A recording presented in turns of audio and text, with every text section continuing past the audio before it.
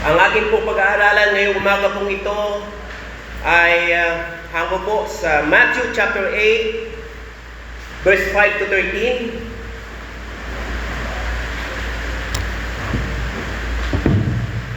Atin pong basahin, ang sabi po, when he had entered Capernaum, a centurion came forward to him, appealing to him, Lord, my servant is lying paralyzed at home, suffering terribly. And he said to him, I will come and heal him. But the centurion replied, Lord, I am not worthy to have you come under my roof, but only to say the word, and my servant will be healed. For I too am a man under authority with soldiers under me, and I say to one, go, and he goes, and to another, come, and he comes, and to my servants, do this, and he does it. When Jesus heard this, he marveled and said to those who followed him, truly I tell you, with no one in Israel have I found such faith. I tell you, many will come from east and west and recline at table with Abraham, Isaac, and Jacob in the kingdom of heaven, while the sons of the kingdom will be thrown into the outer darkness. In that place there will be weeping and gnashing of teeth. And to the centurion Jesus said, go, let it be done for you as you have believed. And the servant was healed at that very moment. Tayo po ay manalangin. Dakilang Diyos, maraming salamat po, Panginoon, sa umaga pong ito. Kami po ay iyong gabayan, kami po ay iyong turuan, Ama, sa pamamagitan ng iyong salita, Panginoon. Nawa, Ama, ang aming pag-aaralan ay magrema sa aming puso't isipan. Ang lahat ng aming pag-aaralan ay amin pong maipamuhay. Hindi lamang po namin marinig ito sa aming tainga, kundi, Panginoon, ito ay makita sa aming buhay. Maraming salamat po. Tunay kang dakila, tunay kang matapat.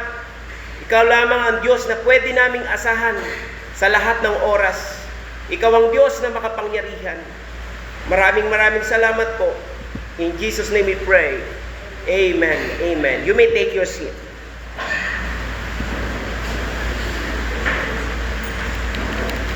Alam niyo po, sa pananaw ng tao, ay kung sino daw ang pinakamalakas ang boses, siyang naririnig. Kung sino ang pinakamaingay, kung sino ang pinakamatapang, siyang panalo. Yan ang pananaw ng ating mundo. Pero sa paningin ng ating Panginoon, ng ating Diyos, ay salamat. Sa akin ba daw? Okay. Thank you po.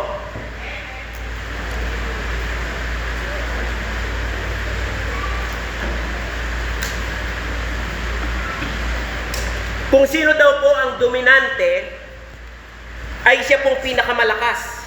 Yan ang sabi ng mundo natin, mga kapatid. And the title of this message this morning is Nobody's to Become Somebody's.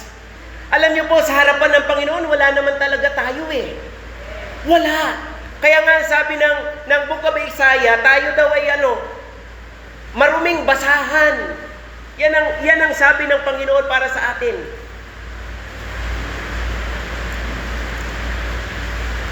At alam niyo po, kahit po tayo ay ganun, ang ating kalalagayan sa harapan ng Panginoon, mainam po ang mababang loob, mga kapatid, nagpapakumbaba. At meron po akong 3 soul-searching question na dapat lagi natin itong itinatanong sa ating mga sarili. Katulad ni King Solomon, kinakausap niya ang kanyang sarili, mga kapatid. Una, ano daw ba ang attitude na kinagigiliwan mo? Siyempre, kapag tinanong ka, ang gusto mong attitude, yung mabait, yung mahinhin, di ba? And pangalawa, anong attitude ba ang gusto mo maging? Ikaw naman yung sa sarili mo. Kaya nga ang sabi, kapag ikaw mag-worship sa Panginoon, yung sarili mo ang ipipresent mo sa Kanya. Habang umaawit ka, damdamin mo yung awitin, yung message ng awitin para makalapit ka sa Diyos. Yun po ang laging dapat nating attitude. And Pangatlo, anong attitude ang gusto at kinalulugdan ng Diyos? Itong pinakamahalaga. Sabi nga, minsan ang damdamin ng tao hindi mahalaga. Ang mahalaga, damdamin ng Diyos, mga kapatid. Ano ba ang damdamin ng Diyos na gustong-gusto niya sa atin? Ang Roman soldier po, mga kapatid, ayan. Ito po ay, a Roman soldier were very strong and tough. Matapang po sila at matikas, matatangkad, malalaking tao ang mga Roman soldiers noong panahon ni Kristo. They had to march over 20 miles a day and with heavy things to carry. They had to carry equipment such as tent, food, cooking pots, and weapons as well as wearing all their armor around 35 kilos. Araw-araw po yun, dala-dala nila sa katawan nila. Napakabigat. Diba? Mantakin nyo, araw-araw po yun. And, etong maganda sa kanila, high position. Talagang ginagalang sila, saludo lahat ng mamamayan sa kanila. And, mataas po ang kanilang salary. Mataas ang kanilang salary. Patayin ko na. Malakas na may boses. Mataas ang kanilang salary. At dalawang klase po ang sundalo. Ito po ay ang legionaries at ang auxiliaries. Ang legionaries po ay were elite. They were elite. Heavily armed Roman citizen soldiers, while auxiliaries were non-citizen troops who provided support, often specializing in roles like cavalry, archery, and light infantry. Ito pong sundalong ito ay pinamumunuan po niya ang 100 sundalo, kaya po centurion, mga kapatid. At nabanggit ko nga po, sila'y matatapang. Kaya hindi ako pwedeng maging sundalo.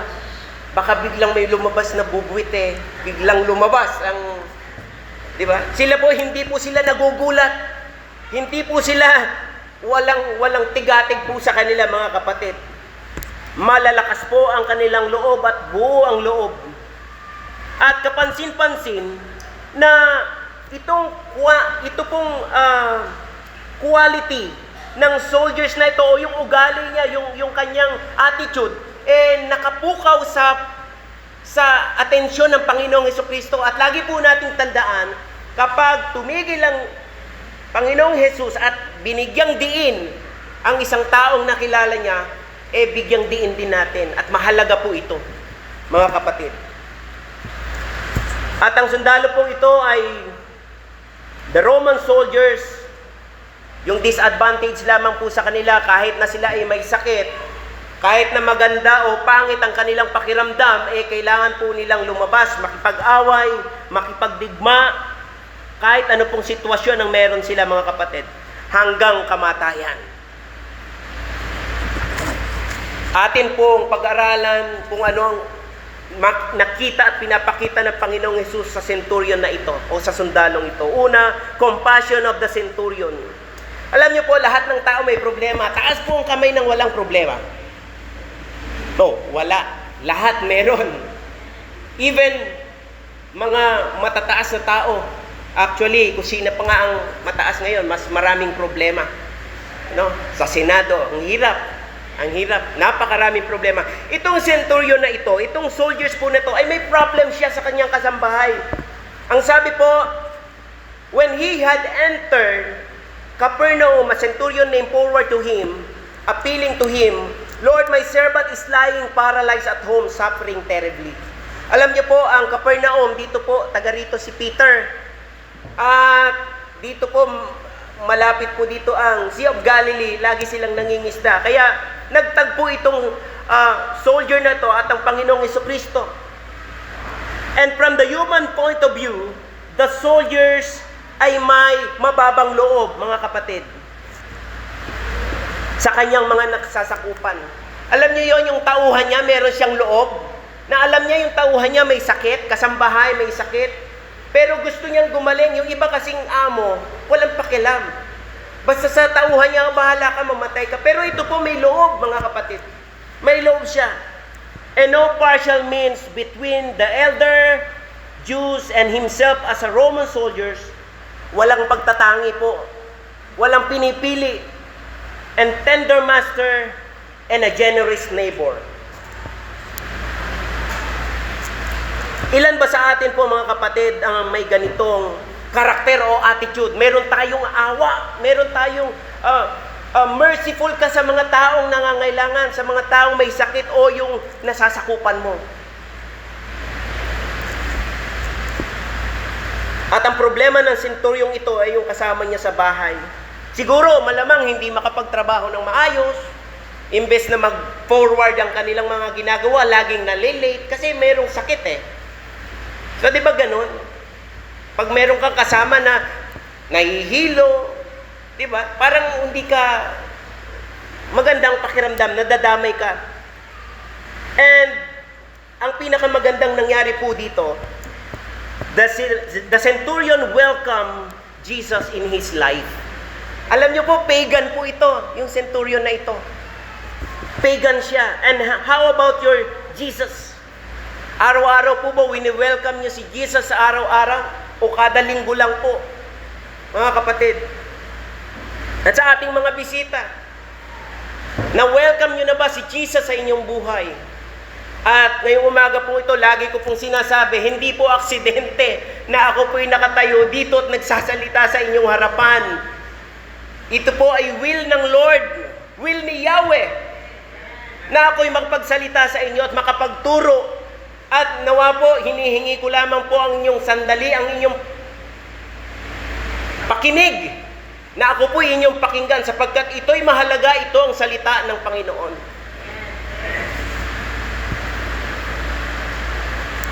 Ilang taon ka na bang Kristiyano? Dapat 100% ang pagbibigay mo ng buhay. Baka merong 20% pa dyan na patago. Dapat 100%. Anyway, ang Diyos ay nakikita lahat, mga kapatid. Pangalawa, humility of the centurion. Verse 7, and he said to him, I will come and heal him. But the centurion replied, Lord, I am not worthy to have you come under my roof, but only say the word, and my servant will be healed.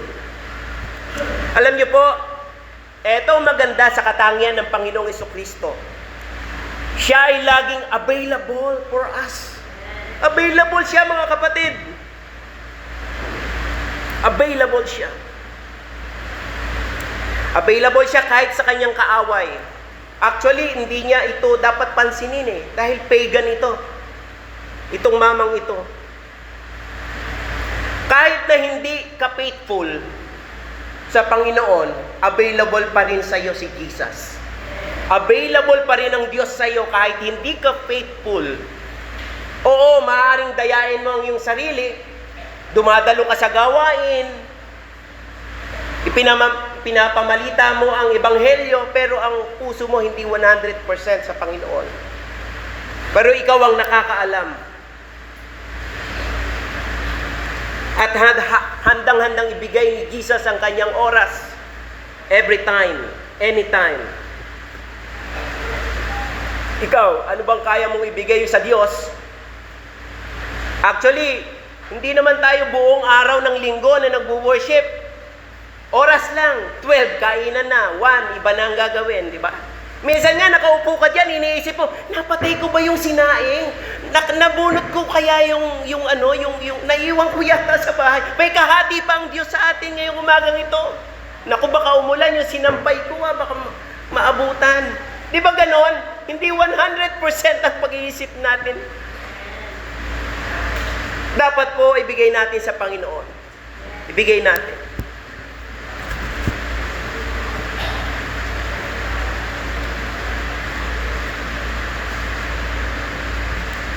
Alam niyo po, hindi naturalesa sa tao ang mababang loob.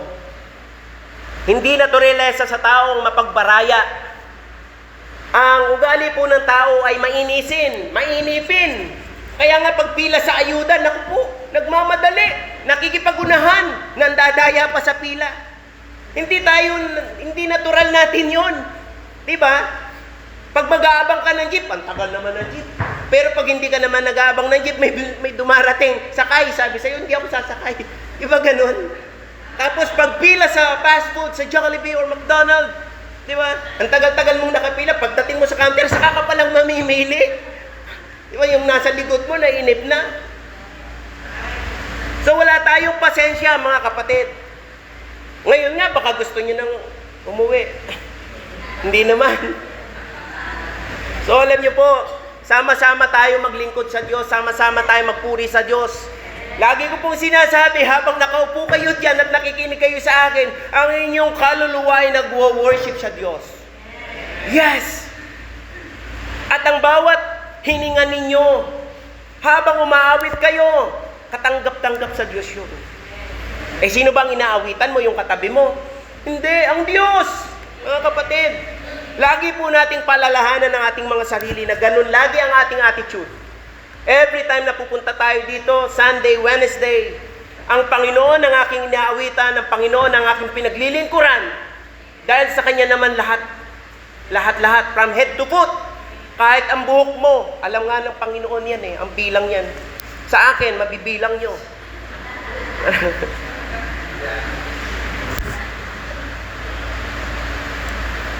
The confession of the Lord, I am not worthy. Hindi daw siya karapat-dapat. This is the confession of humility and humbleness. Ilan kaya sa atin ang sasabihin na, Lord, humble ako. Sino magsasabing humble siya? Taas ang kamay. Meron ba? Wala. Kasi pag tinaas mo ang kamay mo at sinabi mo, humble ako, dun pa lang. Hindi na. Pagsak ka na doon, mga kapatid. Ang sabi niya, for I too am a man under authority with soldiers under me, and I say to one, go, and he goes. And to another, come, and he comes. And to my servant, do this, and he does it. Makapangyarihan po siya. Isang salita lang po niya. Sinusunod siya ng mga 100 na soldiers niyang nasasakupan, mga kapatid. Kaya pag sinabi niyang may ipapapatay siya, kaya niyang ipapatay. Anytime. Ganun kapangyayari ang ganito kalakas ang kapangyarihan ng sundalong ito. Sarapbuhay.com siya, mga kapatid.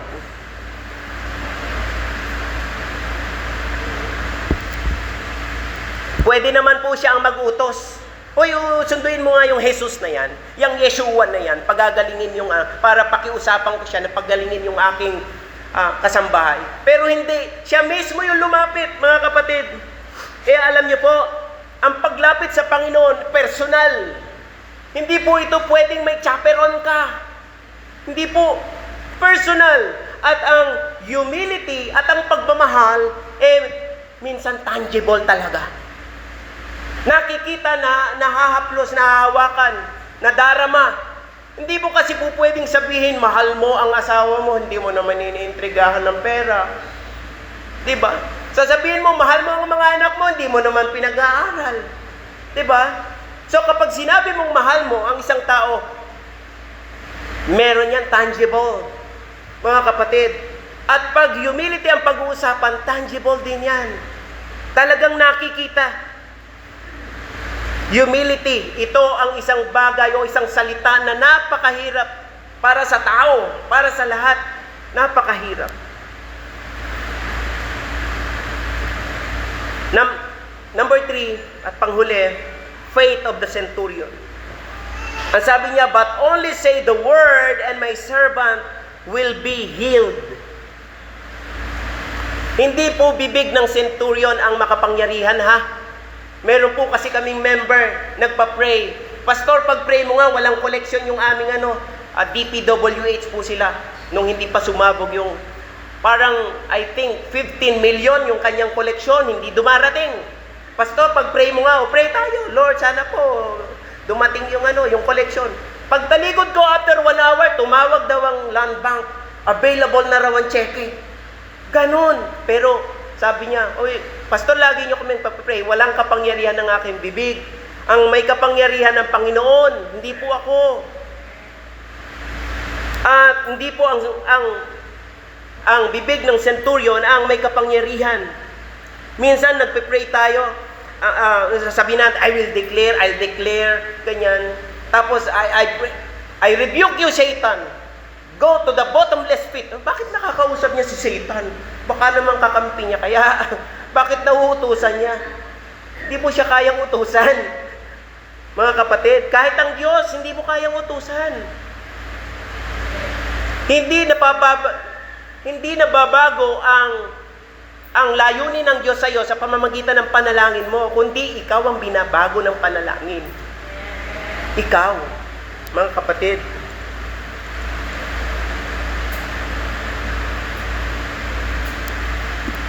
Alam niyo po kung bakit minsan yung panalangin natin hindi dinidinig ng Panginoon? Sige po. Ito yung kasagutan. Psalm 66:18-20. If I regard iniquity in my heart, the Lord will not hear. But certainly God has heard me.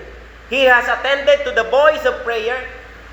Blessed be God, who has not turned away my prayer, nor His mercy from me. Baka minsan nananalangin ka, hindi sinasagot ng Panginoon. Baka merong mali sa'yo. Merong kasalanan kang hindi pa naibibigay sa Panginoon. Isuko mo sa Kanya. Ikaw ang nakakaalam kung ano man ito. Minsan naman, wrong prayer. Nagpe-pray ka ng kotse, hindi ka marunong mag-drive. Di ba? Mag-aaral ka muna mag-drive. O baka naman, hindi mo kayang i-maintain, kaya hindi binibigay. Nagpe-pray ka ng Lord, bigyan mo ako ng gwapong boyfriend. Baka mamaya, hindi ka pa handa, bata ka pa, ayaw ni nanay, ayaw ni tatay, di ba? Ganon din naman sa mga kabataang lalaki, bigyan mo ako ng girlfriend. Ganon din, baka hindi pa handa mga kapatid. And minsan naman, yes, ibibigay ng Panginoon yan. And minsan, no talaga. No. Or minsan naman, wait. Yan yung kadalasang sinasagot ng kabataan ngayon pag naggagadget. Anak, hugasan mo yung, wait. Puro wait, nagiging ibon. Wait. Pag may kailangan naman, parang nagiging mukhang baka. Ma, bili mo ako, ma. Gusto ko nito. Diba? What blessing received by the centurion because of his humility and faith. Ano daw ba yung na-receive niya? Ano ba yung blessing na na-receive? Sa Matthew 8, basahin natin, and to the centurion, Jesus said, let it be done for you as you have believed. And the servant was healed at that very moment. Agad-agad, instant, gumaling. Hindi na kailangan pumunta ni Jesus, ni Yeshua, sa bahay ng centurion, ng servants, mga kapatid. Ura-urada. Pwede pala yun? Yes. Walang imposible sa Diyos, mga kapatid. Ikaw may karamdaman ka ngayon? Pwedeng gumaling agad-agad. Blessing for the centurion, his servant was healed. Gumaling agad-agad. Pangalawa, Jesus commended him for having a faith so great that he had not seen even in Israel. Wala daw nakita ang Panginoong Yesus na ganito ang pananampalataya. Nagilalas siya, namangha siya. Now, ang tanong ko po sa atin, sa bawat isa, maging sa sarili ko, pwede ka bang ipagmalaki ng Panginoong Jesus ngayon? Pwede ka bang i-recommend niya? How about, sabihin na natin 1 to 10. Ang 10 pinakamataas, ang 1 pinakamababa. Yung humility mo, hanggang anong grade kaya? O yung faith mo, 1 to 10, ilan kaya? Ikaw ang makakasagot nun sa harapan ng Diyos. Pero ang nais ng Diyos, mataas. Di po ba? Kaya nga, kinoment niya ito eh. Itong sundalong ito. As Christ believers and as a Christian, faith is very important to us. Napakahalaga po nito mga kapatid. Alam niyo kung bakit? Next. Ito. Ang sabi po dito, Hebrews 11:1. Ang sabi diyan, now faith is the assurance of things hoped for, the conviction of things not seen. Yung mga hindi mo pa raw nakikita. Alam niyo po, itong building na ito, alam niyo ba na meron ng blueprint ito bago pa magkaganito? At raw pa lang ito. May bahay na lumang bahay nito. Si Brother Edgar, kasama namin yan. At medyo bata't sariwa pa kami noon, nung panahon na yon. Di po ba? And merong blueprint ito, hindi naman namin nakikita. Alam nyo kung sino nakakakita? Si Pastor Ferdy, si Doc Ferdy, si Ma'am Neng. Alam nila kung anong mangyayari. Faith yon. Hindi nga namin alam kung sa kukunin yung pera na pambili ng bakal, pambili simento, pambili ng graba, pambili ng buhangin. Hindi alam. Halos wala. Nanggigipit nga ang church noon eh. Pero tingnan nyo, pumanig ako sa taas, iba na ang itsura. Yun yung faith. Naka-drawing pa lang dyan yun. Nakakatawa nga kasi yung drawing noon, yung proposal, anong tawag doon? Proposal ba yun? May paniki pang doon. Ba't paniki ang nakalagay? Dapat ibon. Yeah. Paniki ang nakalagay. Yun yung faith, mga kapatid. Lahat ng ginamit dito noon, utang. Nung nagsisimula pa lang, inutang sa Las Piñas, somewhere, hindi ko na alam. Yeah. Bayad, kuha. Bayad after ng biyaya ng Panginoon. Faith, mga kapatid. Ang sabi ng Hebrews 11:6, and without faith, it is impossible to please God. Kaya napakahalaga ng pananampalataya. Kasi ang Diyos, di mo naman nakikita eh. Di ba? Parang hangin. Uy, lalabas na ang sa far, ang bagyo. Nararamdaman ko na hangin, pero hindi mo nakikita. Di ba? Pero ang Diyos nagpapadama sa iyo. Personal, mga kapatid. For whoever would draw near to God must believe that He exists and that He rewards to those who seek Him. Nakita nyo, may reward daw yung nagsisik sa Panginoon at merong faith. Yung spiritual mo, yung soul mo, yung body mo, meron siyang reward, mga kapatid. Matthew 6:33, seek ye first the kingdom of God and His righteousness, and all these things shall be added unto you. Unahin mo ang gawain ng Panginoon. Promise talaga, hindi ka pababayaan ng Diyos. Mga kapatid, alam niyo po ba, 2011, nang umuwi po ako dito sa Philippines, galing po ng Saudi, Dubai, pero alam niyo po, hindi po namin naranasan na magutom. Hindi po. Actually, naglalakihan pa nga yung tiyan kasi marami kasing mga sinandoming na puro sinandoming po yung laman, no? Hindi ka gugutumin ng Diyos. Unahin mo ang kanyang gawain at ang kanyang kaharian. Sa ating conclusion, when we mix humility and with faith, then we will be willing to say, Lord, save me in your own way. Kailangan mong pagtiwalaan na ng Diyos. Mga kapatid, ulitin ko, listen and listen well. Kailangan mong pagtiwalaan ng Diyos at ang salita ng Diyos at ang pangako ng Diyos. Kaya lagi kang magbabasa ng Bible. Marami ng kaparaanan. Pwede yung audio Bible kung nahirapan kang magbasa. Mga kapatid, kung may problema ka, personal, pampamilya, relasyon, kulang sa budget, pambili ng gadget, idulog mo sa Diyos. Idulog mo sa Diyos. Sabihin mo sa Diyos, mamaya habang nagpe-pray tayo. This is the right time, makipag-usap ka sa Diyos. Huwag na maarte. Kung may nagawa kang pagkakamali, kasalanan, lapit agad sa Diyos, hindi yung pagtatagalin mo pa. Andiyan ang 1 John 1:9, di ba? Ano yun? Kung nagkasala ka, punta. Alam na ng Diyos ba na bago ka pa magkasala, huwag nang mati-arts. Lapit agad. Alam na ng Panginoon yun. And, alam niyo po, itong centurion may loob sa kanyang kasambahay. Meron lang po ako isang storya na personal ko pong experience. Nung ako po ay nasa abroad, na ang nanay ko po ay may sakit, heart failure, tinaningan siya ng doktor, 1 month na lang po ang buhay ninyo. Hindi, ako naman umiiyak talaga ako sa abroad, hindi ako makapagtrabaho ng maayos.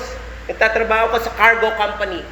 Logistic officer po ako doon, pero taga-buhat. Maganda lang pakinggan. And then, binalita sa akin ng nanay ko, may taning na, sabi ng ate ko, Del, umuwi ka na si nanay, baka hindi mo na makita ng buhay. Sabi niya, o sige, uuwi ako. Sabi ko naman. And then, meron ako nadaanan, siguro mga 700 kilometer away from Riyadh. No? Merong black na bundok doon, karugtong ng Mount Sinai. Kung saan si Moses, doon kinuha yung 10 Commandments. Hindi ko alam kung saan doon huminto ako, walang tao, wala. Itim na bundok, bumaba ako, nilakad ko yung bundok, dumipa ako doon, sabi ko, Lord, pagalingan niyo po yung nanay ko, maglilingkod po ako sa inyo pag uwi ko po sa Pilipinas.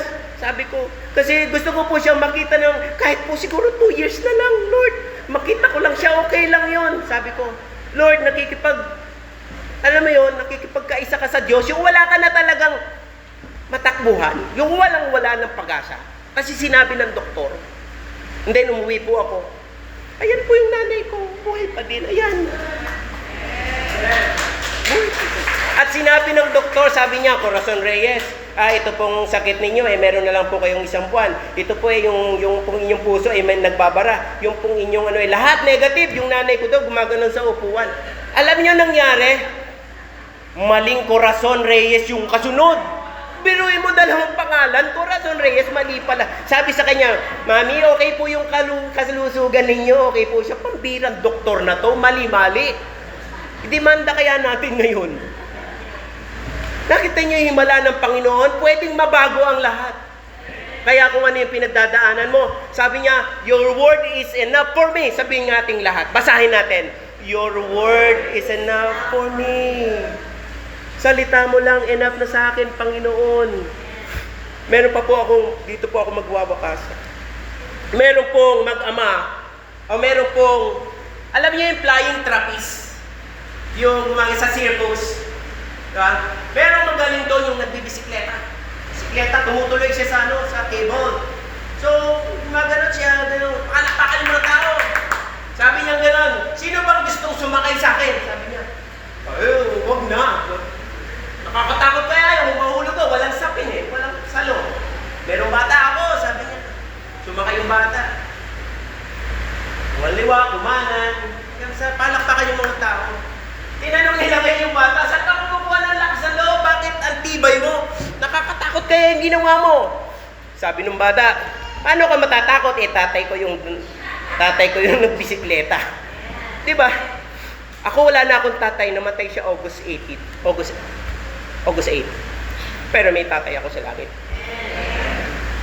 Lahat tayo, may tatay tayo sa langit. So, huwag kang matakot.